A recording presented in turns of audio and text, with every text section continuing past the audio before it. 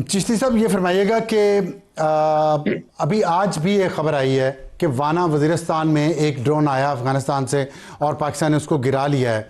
इस्लामाबाद में भी आए, पहले कोहाट में भी आए और पाकिस्तान की एयरफोर्स मुसलसल टारगेट कर रही है वहाँ पे जो ड्रोन्स जहाँ पे मौजूद हैं। तो मुझे ये बताइएगा फिर इसके बावजूद भी ड्रोन्स आ रहे हैं पाकिस्तान, एक तो बताएं कि इसकी वजह क्या है। एक क्वेश्चन लोगों ने पूछा इस्लामाबाद तक कैसे पहुँच गया, और दूसरा ये है कि ये ड्रोन वॉरफेयर जो एक नया कॉन्सेप्ट आया है, हमने रूस यूक्रेन जंग में भी देखा, गल्फ में भी ईरान बड़े अच्छे तरीके से इस्तेमाल कर रहा है ड्रोन्स को और रॉकेट्स को। तो पाकिस्तान के लिए क्या स्ट्रेटजी होनी चाहिए फ्यूचर के लिए? जी, बुनियादी तौर पर देखिए, ये जो ड्रोन है ये बिल्कुल आने वाली जंगों में बहुत मेजर रोल प्ले करेंगे। पाक फ़िज़ाइया ने जो रोल मई 2025 के कॉन्फ्लिक्ट में किया था, उन्होंने फाइटर जेट्स पर डिपेंडेंसी बहुत रिलेटिवली कम कर दी थी, जो कन्वेंशनल वॉर हुआ करती थी पहले 71 और 65 या उससे पहले की जंगें। आने वाले ज़ाहिर वक्तों में ये लीडरशिप ही भांप लेती है कि ड्रोन ज़ाहिर है लेस एक्सपेंसिव होते हैं, पेनिट्रेट करते हैं, डिटेक्टेबल उस तरह नहीं होते हैं, ह्यूमन लॉस का रिस्क नहीं होता और बहुत इकोनॉमिकल होते हैं। आने वाली तमाम जंगें ये ऐसी होनी है। अब ईरान का भी आपने बिल्कुल ठीक कहा, यूक्रेन का भी आपने बिल्कुल सही कहा, और आने वाली जंगें शायद इससे भी ज्यादा डिपेंडेंट हो जाएंगी ड्रोन्स पर। अब बुनियादी तौर पर आपका सवाल कि अफगानिस्तान की हुकूमत को क्या ऐसे सर्कमस्टांसेस हैं कि वो ये कर रहे हैं।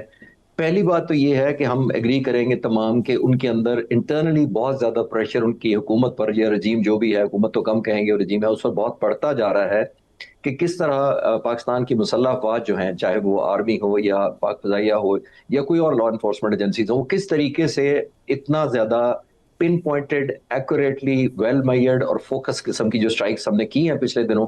और वो वेल मेयर्ड मैंने सोच समझ के कहा, वेल मेयर्ड इसलिए कि हमारी कैपेबिलिटी, हमारी जो डिस्ट्रक्शन की है अल्हम्दुलिल्लाह, वो कहीं ज्यादा है। लेकिन उसके बावजूद हम रिफ्रेन कर रहे थे कि लेडर ऑफ एस्केलेशन को एकदम जंप अप ना किया जाए, क्योंकि हमारा मकसद सिर्फ तबाही मचाना या अपना शो ऑफ फोर्स दिखाना नहीं था। हमारा मकसद ये था कि हम अपना सही। रिजॉल्व पहले दिखाएं, फिर अपनी कैपेबिलिटी दिखाएं कि हम कितना पिन पॉइंटेड हिट करते हैं।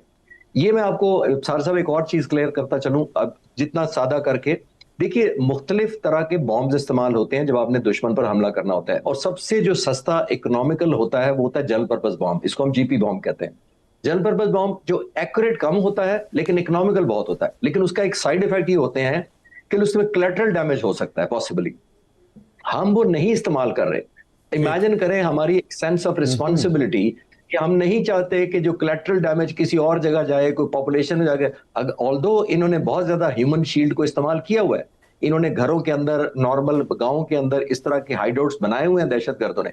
लेकिन जो प्रिसीजन वेपन्स हम यूज कर रहे हैं, मैं आपको कंफर्म कर सकता हूं, मैं अपने कंफर्म करते हैं अपने जाहिर से कंफर्म करके, टाइप तो मैं नहीं बता सकता हम कौन सा यूज कर रहे हैं, लेकिन जो types as a format fighter pilot मुझे पता है, इससे ज्यादा प्रिसीजन वेपन कोई पॉसिबल हो ही नहीं सकती, जितना रिस्पॉन्सिबिलिटी से हम नहीं, ये कर तो रहे बड़ी हैं। अच्छी, आपने और बड़ी अहम बात की है, और इस पे मेरा ख्याल है कि ये जवाब लोगों को मिल जाना चाहिए कि जो ये बात बार बार की जा रही है कि कोलैटरल डैमेज हो रहा है या होना होगा।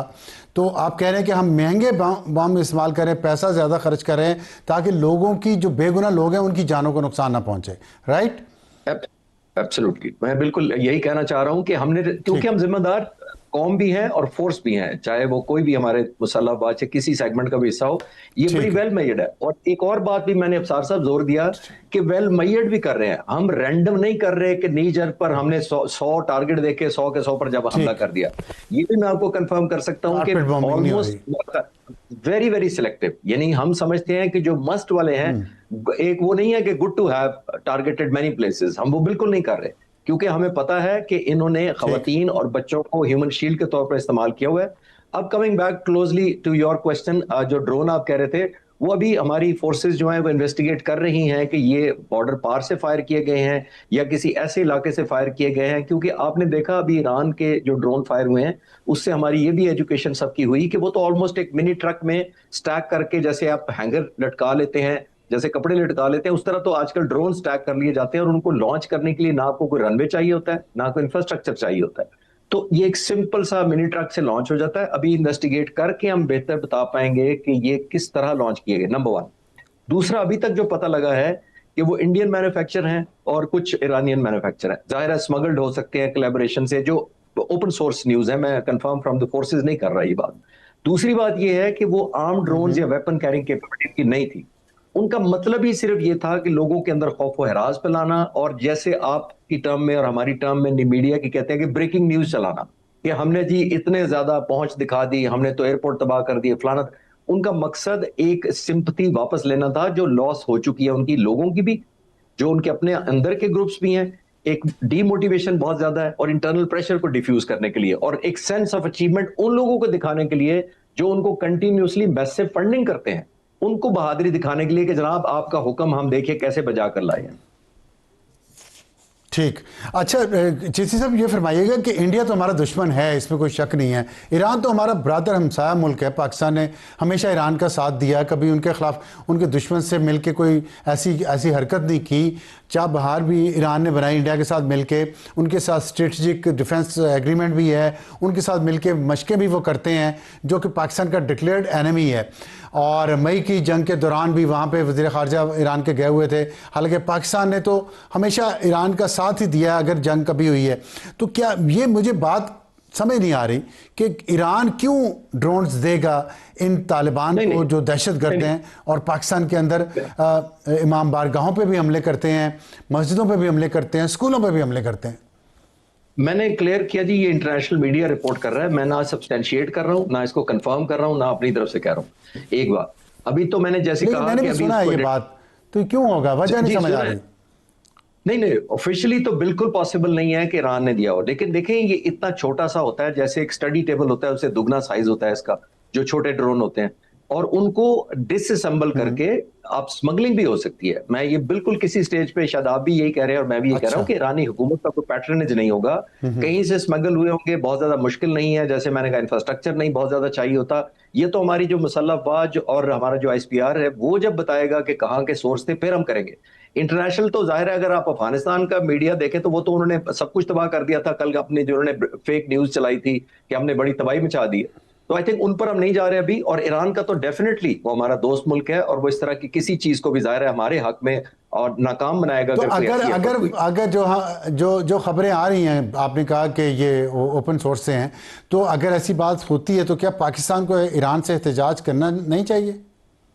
ये भी अभी मेरा ख्याल है प्रियम्पशन पे हम बात कर रहे हैं, क्योंकि प्रिज्यूम कर रहे हैं कि अगर वो है, वो तो जब वेरीफाई होगा कि किस सोर्स से आए, अगर कोई पॉसिबिलिटी कंफर्म होती भी है, फिर उसके लिंक्स ढूंढे जाएंगे कि कैसे इन तक पहुंचे। आई थिंक फिर ये हुकूमत बेहतर फैसला कर पाएगी अगर ये सच साबित हुआ।